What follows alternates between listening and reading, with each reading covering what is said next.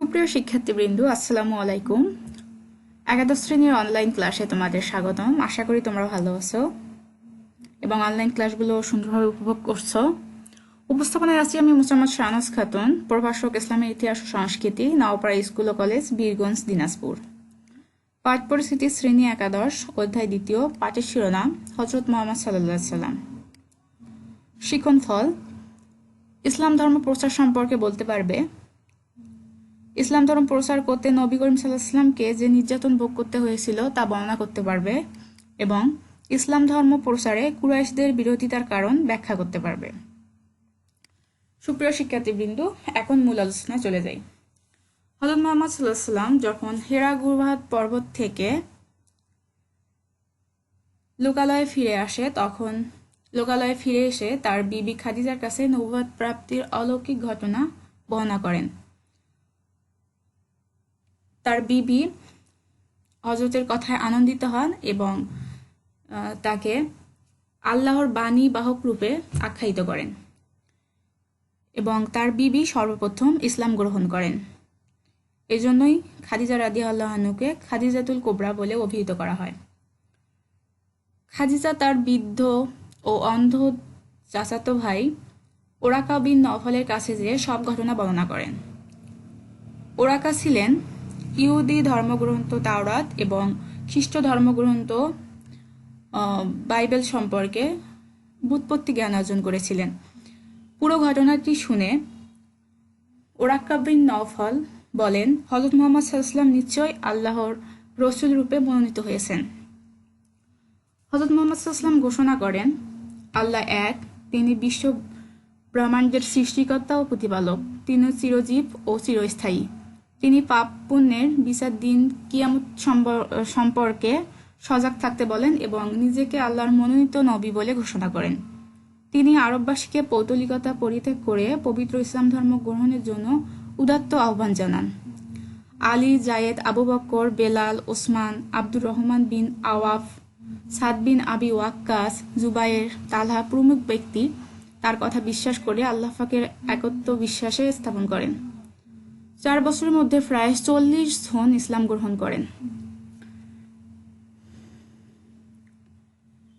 মুহাম্মদ সাল্লাল্লাহু আলাইহি ওয়াসাল্লাম যে ইসলাম ধর্ম গ্রহণ করেছিলেন এজন্য তাকে নিদারুণ নির্যাতন ভোগ করতে হয়েছিল।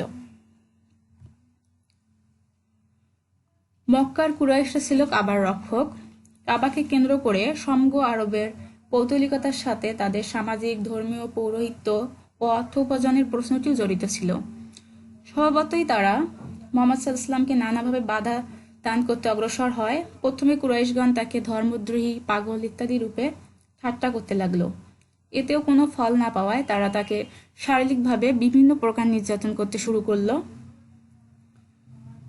আবু লাহাবের স্ত্রী উম্মুল জামিল এবং আবু জেহেলের স্ত্রী হিন্দা তার পবিত্র মাথায় আবর্জনা নিক্ষেপ করে এবং চলার পথে কাঁটা বিছিয়ে তাকে কষ্ট দিতে শুরু করে।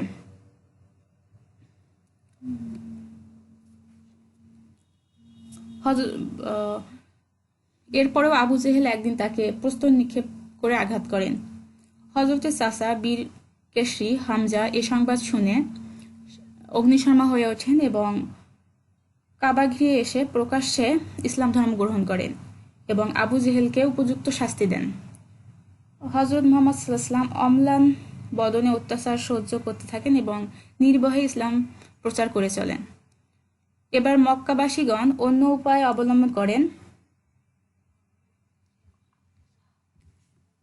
এরপর মহানবী সাল্লাল্লাহু আলাইহি ওয়াসাল্লামকে তারা রাজপ্রাসাদ, সেরা সুন্দরী রমণী এবং অনেক কিছু দেবার প্রলোভন দেখায়, কিন্তু এতেও তারা ব্যর্থ হয়। তিনি তার কর্তব্য পথ থেকে এক বিন্দু বিচলিত হলেন না। এরপর কুরাইশগণ নবদীক্ষিত মুসলমানদের ওপর অমানবিক অত্যাচার ও নিপীড়ন চালাতে শুরু করেন। নবদীক্ষিত মুসলমান ইয়াসার এবং তার স্ত্রী সামিয়াকে তারা অত্যাচার করতে করতে মেরে ফেলেন। হযরত বেলালকে তার মনিফ উমাইয়া উত্তপ্ত বালুকায় শুয়ে রাখেন এবং তার বুকের ওপর একটি বড় পাথর দিয়ে নিদারুণ নির্যাতন করতে থাকেন। এসব ঘটনা দেখে আবু বকর বেলালকে বহু অর্থের বিনিময়ে মুক্ত করেন। কুরাইশগণ অনেক নবদীক্ষিত মুসলমানকে বেদম প্রহার করে, কাউকে পুড়িয়ে, কাউকে অন্ধ করে দিয়ে, কিন্তু কেউ সত্যের পথ থেকে বিচলিত হলেন না। আবু তালিবের নিকট কুরাইশগণ মুহাম্মদ সাল্লাল্লাহু আলাইহি ওয়াসাল্লামের বিরুদ্ধে অভিযান আনলে হাশিম ও মুতাল্লিব গোত্রের সবাই মিলে তা সর্ববিধ বিপদ হতে রক্ষা করতে প্রতিজ্ঞাবদ্ধ হন। শুধু যে মুসলমানদের ওপর নির্যাতন করতে পেরেছিল তাও না, কিছু কিছু ধনাঢ্য মুসলমান ছিলেন, যেমন আবু বকর রাদিয়াল্লাহু আনহু এবং অন্যান্য যারা ধনাঢ্য মুসলমান ছিলেন, তারা ছিলেন একেবারে কুরাইশদের রোষানল থেকে মুক্ত। ইসলাম ধর্ম প্রসারে কুরাইশদের বিরোধিতার কারণ।